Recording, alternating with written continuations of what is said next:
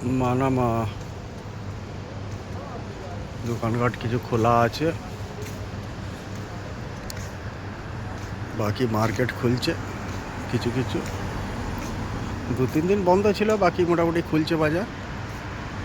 সোনার দোকান বন্ধ আছে, বাকি কাপড়ের মার্কেট, বাকি দোকান, হোটেল, রেস্টুরেন্ট মোটামুটি সব খুলছে।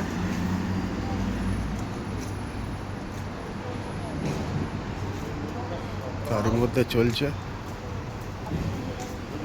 এটা বাহরিন মানামা মিসাইলের কখন আওয়াজ এসছে সারাদিনে 2-3টে পড়ছে, কোথা পড়ছে জানি না, আউটসাইডের দিকে পড়ছে, সিটির মধ্যে পড়ে না।